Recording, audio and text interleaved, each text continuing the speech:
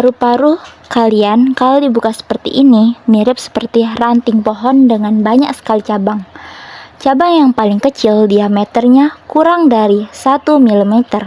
Jumlahnya ada ribuan dan masing-masing cabang itu terdapat kantung-kantung oksigen yang disebut alveoli.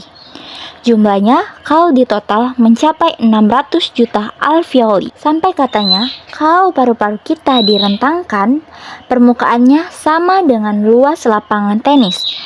Tapi yang menarik bukan itu. Yang paling menarik, mengapa paru-paru kita mirip seperti pohon?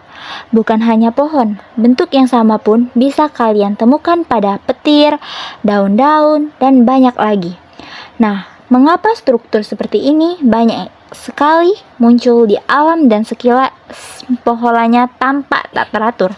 Tapi kemudian pola ini dipelajari oleh seorang matematikawan bernama Mandelbrot, menemukan bahwa dari pola acak seperti ini terdapat pola matematis yang sederhana yang justru memperlihatkan keteraturan.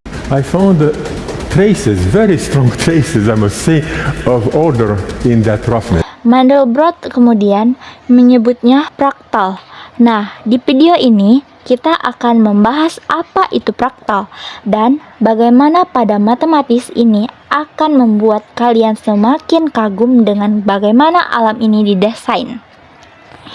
Bahkan, berkat pola matematisnya, Mandelbrot berhasil membantu para dokter mendeteksi penyakit paru-paru. Being of great help to the surgeons studying lung illnesses. Karena itu, guys, siapkan akalnya dan imannya. Kita akan masuk ke kajian yang membuat Anda terkesan. This is the Mandelbrot set. It's been called the thumbprint of God. Ada yang harus kalian tahu soal matematika. Matematika pada dasarnya bukan soal angka atau simbol, tapi soal bentuk, karena pada akhirnya matematika digunakan untuk mengukur sesuatu dan itulah yang dipelajari pada filsuf Yunani di awal-awal perkembangan matematika. Mereka mempelajari bentuk seperti Pythagoras yang mengukur sisi miring dari segitiga siku-siku. Ribuan tahun yang lalu masih menggunakannya hingga sekarang. Tanpa rumusnya, para ilmuwan tidak bisa mengukur jarak di bumi dari satelit yang sekarang kita gunakan pada GPS. Masalahnya adalah kekaguman kita baru sebatas pada bentuk-bentuk reguler, sedangkan kenyataannya di alam ini lebih banyak bentuk yang tidak reguler, kasar dan tidak beraturan. Awan misalnya, atau gunung. Tentu gunung tidak bisa disamakan dengan piramida. Apakah piramida lebih sempurna dari gunung? Karena gunung itu bentuknya tidak beraturan. Tapi sekarang perhatikan satu hal, ada sebuah permainan yang disebut chess game, membuat titik banyak di komputer.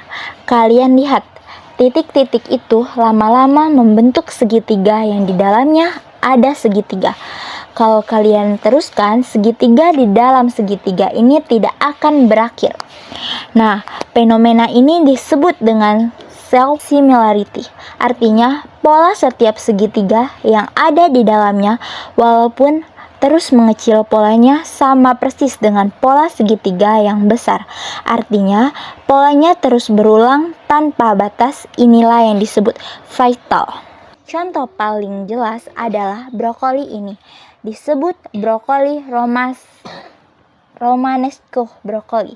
Kalau kalian potong salah satu tunasnya, bentuknya akan sama dengan brokoli yang utuh. Very interesting, if you cut with a sharp knife one of the florets of a cauliflower and look at it separately, you think the whole cauliflower, but smaller.